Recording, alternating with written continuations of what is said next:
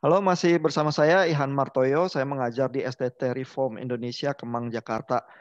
Saya masih bersama sahabat-sahabat pengajar di STT RI, Ibu Inawati Tedi MTH, Bapak Dr. Budianto Lim, dan Bapak Pendeta Dr. Agus Santoso. Kita sedang bicara tentang Kitab Daniel. Dan Kitab Daniel ini nuansanya apokaliptik, memberikan gambaran bagaimana di dalam tekanan yang bisa juga bersifat politik ataupun persekusi dari yang berkuasa, eh, umat percaya itu bisa melakukan perlawanan. Tapi perlawanan seperti apa dan nuansa apokaliptik apa saja yang ada di dalam zaman seperti Kitab Daniel itu? Saya ke Pak Agus Santoso. Bagaimana dengan nuansa apokaliptik di Daniel, Pak Agus? Ya, ada dua sarjana Daniel, gitu ya, yang berbeda pendapat, yaitu Gerhard von Rath dan Klaus Koch. Gerhard von Rath mengatakan bahwa apokaliptik itu adalah berasal dari tradisi kebijaksanaan, tradisi hikmat, karena Kitab Henoch sebagai dalam tanda petik ya, orang-orang apokaliptik ngomong itu adalah induk buku apokaliptik gitu. Itu mengatakan bahwa perkataan-perkataan yang ada di dalam kitab Henoch ini adalah masyal. Dalam bahasa Ibrani, masyal itu satu terminus technicus bagi kelompok kebijaksanaan, tradisi kebijaksanaan. Sehingga Gerhard von Rath mengatakan bahwa apokaliptik itu berasal dari tradisi kebijaksanaan. Tapi berbeda dengan itu, Klaus Koch itu mengatakan bahwa apokaliptik itu berasal dari tradisi kenabian. Terlepas dari situ, kemudian para ahli mendiskusikan sedemikian rupa karena dua ahli ini eksak kebijaksanaan, hanya satu kelompok kebijaksanaan, yang satu mengatakan itu eksak, semuanya itu dari tradisi kenabian. Tetapi saya berpendapat bahwa apokaliptik itu macam-macam. Sangat banyak. Yang kemudian tergambar dari pembentukan faksi-faksi yang ada di Perjanjian Baru. Karena penjajahan yang begitu lama dari Babel, sebelumnya Asyur, Babel, dan seterusnya sampai misalnya masa Romawi di zaman PB itu memaksa mereka itu membentuk satu kelompok-kelompok yang tidak berhubungan antara satu sama lain, sehingga konsepnya itu berbeda-beda, sehingga apokaliptik sendiri itu berbeda-beda. Kita seringkali mendengarkan juga dalam buku Penyingkapan Ilahi di BPK Gunung Mulia itu ada terjemahan dari siapa ya, Russell kayaknya. Russell itu mengatakan bahwa kitab Daniel itu sangat berhubungan dengan kaum Hasidim. Nah, kaum yang memanggul senjata untuk membela imannya. Tetapi saya rasa karena kelompok apokaliptik itu sangat banyak dan ciri-ciri Hasidim itu tidak atau sama sekali berbeda dengan ciri-ciri kelompok yang dijelaskan di dalam kitab Daniel ini, yang dia memilih tenang, memohon Tuhan yang menolong mereka. Mereka tidak mau menentang raja gitu ya. Lebih baik ikut dalam arusnya Tuhan. Nah, yang penting adalah keteguhan di dalam iman gitu. Nah, itu di situ sebenarnya di dalam kitab Daniel pasal 12 ya, itu diberikan kelompok Daniel ini di masa-masa si pembaca dari kitab Daniel. Penulisnya Daniel, historis, ini pembaca kitab Daniel, historis juga. Nah, pembaca kitab Daniel itu siapa? Mereka ini adalah kaum maskilim. Ya, maskilim di pasal 12 itu ada ha maskilim yafirhu kesohar harakiah gitu ya. Kaum bijaksana ini akan ya dan terangnya itu memendar itu ke mana-mana begitu ya, cahaya cakrawala yang menyinari dunia ini. Ya, jadi lebih ke arah ciri-ciri yang nanti Tuhan Yesus itu akan terangkan. Jadi lemah lembut, tidak perang gitu ya. Ciri-ciri Mesias Tuhan Yesus itu sangat kental, sangat kentara dalam kitab Daniel ya. Ya, itu sementara itu dulu. Oke, saya ingin pelan-pelan ke Bu Ina nih. Jadi memang kalau yang jelas di dalam tekanan ada kisah perlawanan bersenjata itu di kitab Makabe ya. Sehingga bisa jadi memang ada gambaran Mesias yang berbeda-beda tergantung kelompok apokaliptik mana yang memaknai ya. Mungkin di dalam zaman Yesus juga ada ya menunggu Mesias itu yang melakukan perlawanan bersenjata ya terhadap penjajahan Romawi begitu ya. Tetapi Daniel mungkin di dalam kelompok kebijaksanaan itu Mas Kilim itu menunjukkan memang suasana yang berbeda ya, bagaimana beriman dan melakukan perlawanan terhadap tekanan persekusi ya. Bu Ina, apakah melihatnya juga seperti itu, Bu?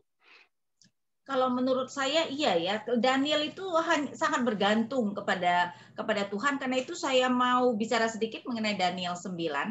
Karena di sini ada sesuatu yang sangat menarik, di mana dikatakan 70 tahun yang Yeremia katakan mereka akan dibuang sudah mendekati, ya. Jadi pasal 9, ayat 1 dan 2, pada tahun pertama pemerintahan Darius anak Ahasiweros dari keturunan orang Media yang telah menjadi raja atas kerajaan orang Kasdim, pada tahun pertama kerajaan itu aku Daniel memperhatikan dalam kumpulan kitab jumlah tahun yang menurut firman Tuhan kepada Nabi Yeremia akan berlaku atas timbunan puing Yerusalem, yakni 70 tahun.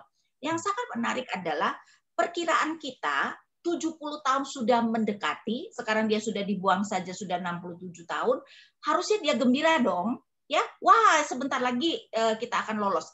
Tapi dia berkabung, bukannya gembira, dia berkabung.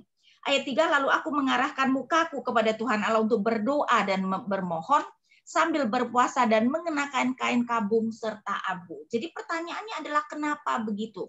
Nah, karena saya percaya bahwa Daniel mengerti sekali ya bahwa di dalam perjanjian Tuhan dengan umatnya kan walaupun kita tahu perjanjian itu tidak bersyarat, tapi perjanjian itu juga ada syaratnya. Yaitu dalam arti kalau umatnya taat, Tuhan akan mungkin menggenapi apa yang Tuhan janjikan. Kalau umatnya tidak taat, Tuhan bisa tidak harus menggenapkan janjinya.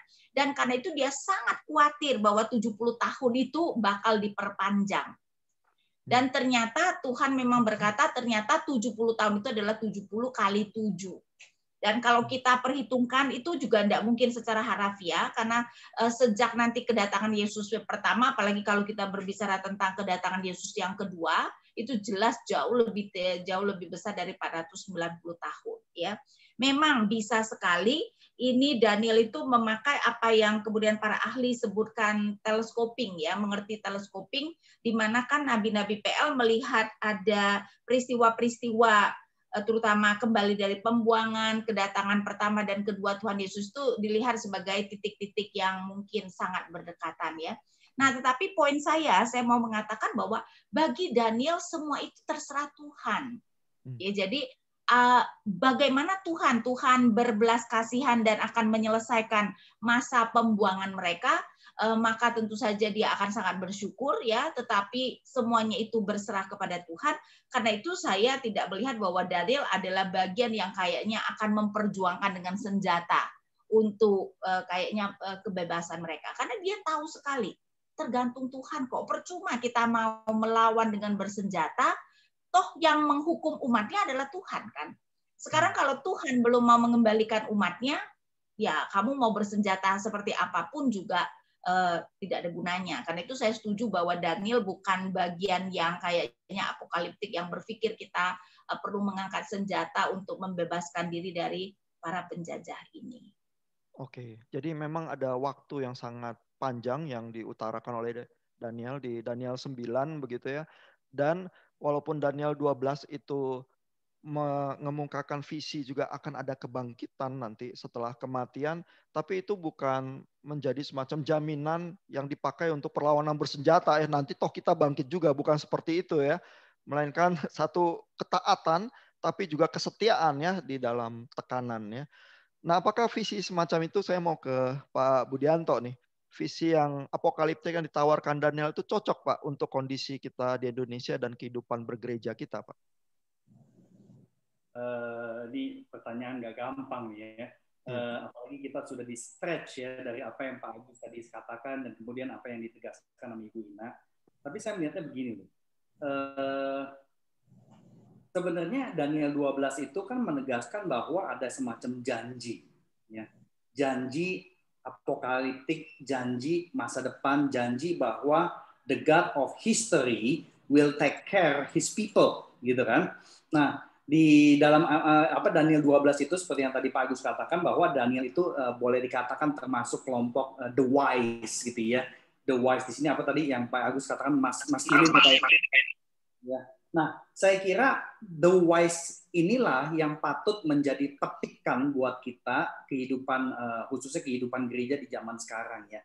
The wise yang dimaksud di dalam Daniel 12 dengan segala imagery mengenai resurrection dan sebagainya, saya kira poin yang perlu kita petik adalah the watchfulness of the wise gitu loh. Nah, bagaimana being watchful? Nah, ini saya kaitkan dengan Daniel 9 tadi. Being watchful itu salah satu wujud yang saya khawatir ya, komunitas Kristen paling tidak ya di Indonesia belum terlalu melakukan, yaitu berkabung secara komunal. Ya. Jadi ketika kita melihat ada hal-hal yang secara conviction iman Kristiani itu tidak tepat di dalam masyarakat atau di dalam pemerintahan, kita tidak akan bisa pakai Daniel untuk melakukan perlawanan senjata. Jadi saya setuju dengan Ibu Ina. Karena the wise being watchful itu, cara watchfulnya adalah berkabung secara komunal. Karena ketika Daniel 9 itu dikatakan Daniel itu udah tahu nih, udah mau selesai nih 70 tahun nih. Tapi dia berkabung. Nah dia berkabung memang sendiri, tetapi dia berkabung untuk bangsanya. Bangsa Israel yang dia sadari memang berdosa berdasarkan perkataan nubuatan dari Yeremia. Jadi saya kira aspek dalam tanda petik perlawanan kita di dalam konteks zaman sekarang adalah kita perlu belajar apa arti communal lament, ya, communal lament sebagai satu umat Tuhan, entah itu satu gereja, entah itu satu keluarga, atau bahkan satu komunitas STT.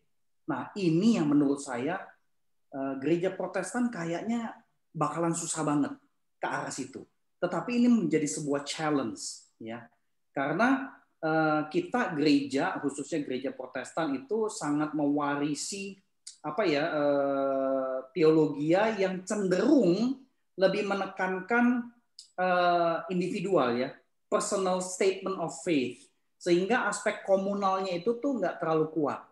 Jadi saya kira kita bisa pakai contoh kayak misalkan Mahatma Gandhi, dia berkabung gitu kan, dia nggak mau ngelawan, akhirnya dia pakai hunger strike gitu loh. Anda bayangkan komunitas Kristen rame-rame lakukan hunger strike karena pemerintah begini, pemerintah begitu, karena ada ketidakadilan di dalam masyarakat. Jadi saya kira apa yang kita bicarakan yang tadi kita dengar dari Pak Agus sama Ibu Ina masih applicable kalau menurut saya, tetapi akan menjadi challenge tersendiri buat kita komunitas Kristen yang lebih cenderung individualistik ya daripada komunal. Seperti itu sih Pak Ihan. Oke, jadi kalau ada ketidakadilan, ada penyelewengan yang terjadi di masyarakat kita, umat Kristiani baca Daniel bukannya tinggal diam, tapi perlawanannya juga bukan perlawanan dengan kekerasan ya, melainkan dengan iman percaya kepada Tuhan dan melakukan bagian di dalam wisdom traditionnya kita ya. Nah, Pak Agus, saya ingin kembali ke Pak Agus nih. Pak Agus tadi menyoroti audiens yang membaca kitab Daniel ya.